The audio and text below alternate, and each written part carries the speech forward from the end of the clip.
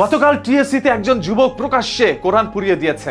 সেই যুবকের দাবি এই কোরআন জামাত শিবির ছাপিয়েছে, যার কারণে এই কোরআনের মধ্যে ভুল রয়েছে। আর ভুল সেই পৃষ্ঠাটি তিনি আগুনে পুড়িয়ে রাস্তায় ফেলে দিয়েছে। আর সেই দৃশ্যটি দেখার পর আশেপাশের লোকজন এসে জড়ো হয়ে যায় ওইখানে।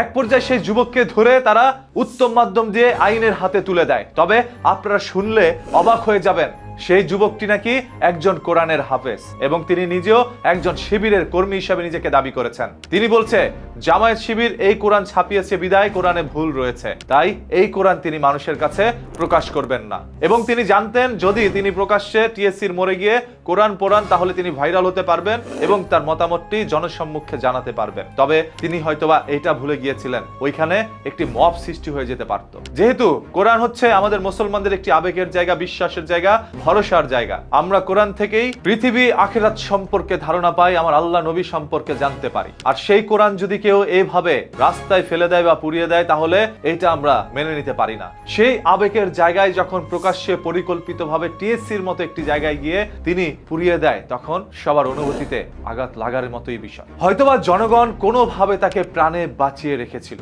কারণ তার পেছনে লুকোনো সত্যগুলো জনগণ জানতে চায়। তিনি কি নিজের ইচ্ছায় গিয়ে এইভাবে কোরআনটা পুড়িয়েছিল নাকি তার পিছনে অন্য কোনো রহস্য আছে, সেটা জানার জন্য আশেপাশের লোকজন ইতিমধ্যে আইন শৃঙ্খলা বাহিনীর কাছে অনুরোধ জানাচ্ছে। আপনারা কিন্তু কয়েকদিন আগেও দেখেছিলেন একটি বিশ্ববিদ্যালয়ের মধ্যে একজন ছাত্র তিনিও কোরআন পুড়িয়েছিল, কোরআনকে লাথি দিয়ে ফেলে দিয়েছিল, কারণ সেও ভাইরাল হতে চায়। এখন বাংলাদেশের অসংখ্য যুবকদের মাথার মধ্যে এই সাইকোলজি কাজ করছে যে তারা যদি কোনো ধর্মের অনুভূতির জায়গায় আঘাত করতে পারে তাহলেই মানুষ ক্ষিপ্ত হয়ে যাবে, তাকে নিয়ে আলোচনা সমালোচনা হবে, এতে করে তিনি ভাইরাল হয়ে যাবে। আর সেটা কাজে লাগানোর জন্যই অনেকে এইভাবে কাজ করতে পারে বিধায় মনে করছেন কিছু সংখ্যক গবেষকরা। আমাদের বাংলাদেশে যেখানে বলা হয় 96 বা 8% মানুষই হচ্ছে মুসলমান, সেরকম একটি দেশের মধ্যে থেকে একজন কোরআনের হাফেজ, একজন শিবিরের কর্মী কিভাবে এরকম কাজ করতে পারে? আর কোরআন কি জামায়াত ইসলাম ছাপায়? আপনার কাছে কি মনে হয়? জামাত তো কোরআন ছাপাইতে পারে না, কোরআন তো কোরআনের অনুপাতেই